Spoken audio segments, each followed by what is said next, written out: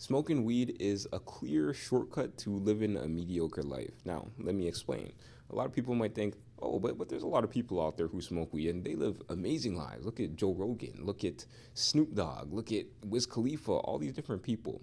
But the thing that you don't realize is that a lot of those people started smoking weed after their success, or the reason why they're successful is because they're smoking weed. Snoop Dogg, for example, his whole brand is smoking weed and making music. And if you're making music, you could get away with smoking weed because all you're doing is making music. A lot of people say that smoking weed makes you more creative, which it does in some senses. It does in some cases, but if that's not you, if you're not a musical artist, if you're not a rapper, then you can't really compare yourself to them. Joe Rogan, for example, he started smoking weed when he was past the age of 30 after he's already found some sort of a success. So you can't really compare them to yourself, a normal person who kind of lives like an average life, who kind of wants to strive for more. But this is the reason why it's a clear shortcut to living a mediocre life. It's because weed makes you okay with being bored. Because essentially that's what weed is. It's literally a button that you press and then you're just okay with things. Literally, it's a button that you press and then boredom just completely goes away. Completely. And like, trust me, I get it. I was one of the biggest stoners I ever known in my life. Like, I was literally one of the biggest stoners I've ever known in my life. And trust me, if you're a stoner yourself, you know a lot of stoners. And the thing that you need to understand too about me is that, like, I'm a barber, right? I've been cutting hair for about 10 years.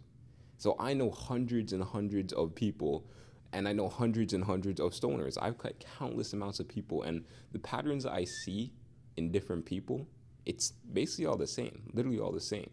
So if you are okay with boredom, this is what happens.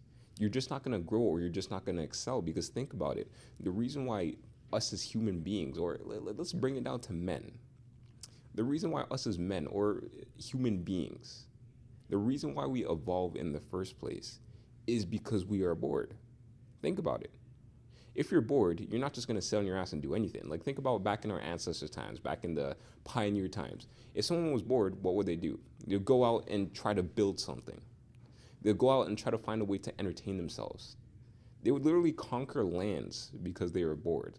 They'd go over, walk in a certain direction, be like, yo, we're going to walk until we find something, and we're just going to rob it and take people.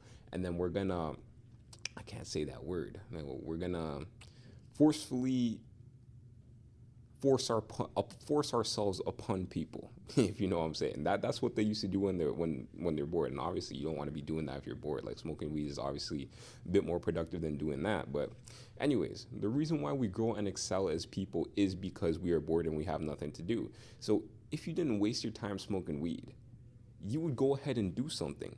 You would develop a new hobby. You would develop some sort of new character skill, some sort of skill. You would learn a new language. You would, I don't know, learn how to paint, learn how to draw, learn how to do something, learn some sort of skill that could eventually help you make money in the future. But when you smoke weed, what are you really doing?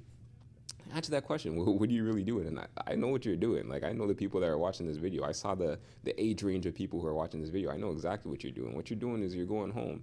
You're going on some explicit websites and you're searching up some nasty videos and you're erupting the volcano. That's exactly what you're doing. Don't lie to yourself. That's exactly what you're doing. You're either doing that or you're watching movies. You're watching anime. I used to watch a lot of anime. That's exactly what I used to do when I used to smoke weed all the time. Or you're eating junk food. You're doing super dopamine-inducing things. Now, the thing that people don't realize is that weed kind of screws up your brain chemistry. Not kind of, it does. It literally eradicates your brain chemistry. And the reason why it just completely fucks up your brain chemistry is because you're cooking your dopamine receptors. You're cooking your dopamine receptors to the point where you don't even have the motivation or drive to do anything anymore. Because all dopamine is, it's the chemical in your brain that's essentially responsible for motivation. It's responsible for motivation. It's also known as the feel-good chemical. But this is what happens when you smoke weed. When you smoke weed, you're raising your dopamine levels to the point where it's so high that your body's not even naturally meant to handle that. And it drops, and you guys know this, like during the come down, you feel like shit. It drops below the natural baseline that it's at, that it was at before. So you could smoke weed and your dopamine levels skyrocket to like a level 50, and then it'll drop below zero down to like a negative 20. And when you're operating at a state of negative 20 dopamine, what are you gonna do? You're gonna smoke again. And when you smoke again, you go through the same exact cycle of your dopamine skyrocketing, and then It goes below that baseline that it went below before. So what you're doing essentially is you're operating at a deficit. And since dopamine is known as a chemical that's meant for motivation, because that's literally what it is, anything that kind of like helps with our survival as human beings, like getting food, getting firewood, a social connection, talking to people, that raises dopamine. But there are also things that are artificially inducing dopamine within your brain, things like junk food, porn. You guys know all this stuff. I don't need to go on this dopamine rant right now. But since dopamine is a chemical that is responsible for motivation, you do not have motivation and drive to do anything. You have zero motivation and drive to do anything. This is why stoners are so fucking lazy. And this is the exact same thing that happened to me when I was smoking weed. I was a barber, but this is when I was just cutting hair in my basement. I was making like nothing. Like I was making nothing. And that's because I wasn't taking my life seriously. I was not taking cutting hair seriously. I did not care about getting new clients. The only thing I cared about was making enough money so I had enough to buy weed. And back in the day, like weed was kind of expensive. This is before I live in Canada, and weed was not legal forever. Like it was expensive. I was spending $5 every time I wanted to smoke. So smoking multiple times a day. Sometimes I was spending hundreds of dollars on weed. I was spending all of my money on weed. So I was not taking life seriously. It was only until I quit smoking weed. That's when I started taking things seriously. That's when I actually started taking my barbering career seriously. That's when I actually fixed up the shop in my basement and started to actually actively get new clients instead of just dealing with whoever comes my way.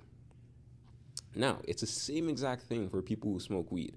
I'm going to tell you this story, kind of like a timeline of what happens to people who smoke weed. So people who smoke weed, this is exactly what happens. They smoke all day, whatever. They smoke with their friends. I don't know, they get food with their friends, whatever. They smoke with their friends, and then they go home, and then what do? They probably just watch a movie, whatever. But this is what happens to their life if they're doing that every single day. They'll only do the bare minimum to get by. So they'll go through school, they'll go through college, university. They're probably ripping a bunch of bong rips in their college dorm. They weren't really paying attention in school that much. They just did the bare minimum just to pass. Then they go out, and maybe it's hard for them to find a job because the economy is kind of hard when it comes to finding jobs nowadays, from what I've heard. And they end up finding an entry-level position. That's cool, right? They end up finding some sort of job. But the thing is, though, once they get that job, they don't really strive for more.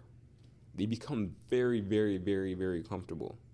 So they end up staying within that job for years, until they're past their 30s, past their 40s. And the only reason why they get some sort of promotion, if they even do, is because they've been at that job for so long. But that promotion that they get is probably not even anything crazy. They're not making that much money. And it's actually a statistical fact that people who are addicted to weed, or people who smoke weed, they make less money than people who don't smoke weed, which makes so much sense. But that's exactly what happens.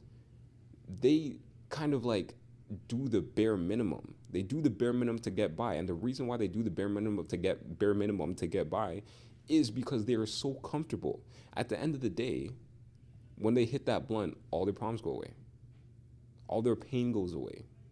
They don't have any drive or motivation because their dopamine is cooking in their brain. But another reason why I don't have any drive or motivation to do things is because they're comfortable. The weed is like a comfort thing. They don't care what happens in their job because at the end of the day, they could just go home and smoke and everything will be fine. So this is exactly what happens. Instead of doing something productive, instead of learning a new skill, maybe learning the skills that you need to do, or learning the skills that you need to learn to develop yourself in the career path that you're going down, what are they going to do? They just become completely comfortable with where they're at in life. It's the same exact thing with other aspects in their lives, like social skills, for example. A lot of people who smoke weed, they're not going to go ahead and bother working on their social skills. Of course not. Why would they? They're comfortable. They're not going to go ahead and go out to different places and, I don't know, try to travel the world or do different things and experience new things. No, they're not going to do that because they have weed at the end of the day. They have something to look forward to. So this is what weed does. It kind of tricks your brain and plays tricks. It kind of like tricks your brain into thinking that there's some sort of reward at the end of the day. And that's the thing to strive for at the end of the day. Because think about this, it's the same thing as getting some sort of like sexual partner or procreating. For men, especially, our end goal is to kind of procreate. So if you aren't watching porn, or if you aren't, whacking yourself off and erupting the volcano, you're going to do whatever you can to go ahead and get that girl. Because that's the end goal at the end of the day. Think about our ancestors. They would do the most. They would do the most to try to go and get girls. And it's the same thing for today. It's kind of like they would do the most to get girls. They would, I don't know, cut their hair. People would try to get money. They would get more money. They would cut their hair. They would get a fresh fade. They would search up game online, all this different stuff to get a girl. But the thing that kind of took that away was people watching porn. They have no need to go ahead and procreate with a real human being anymore because they have porn. It's the same exact thing for weed. You have no drive to do anything in your life because you have weed as the end goal at the end of the day. And when I say end goal, I'm talking about the chemical dopamine release in your brain.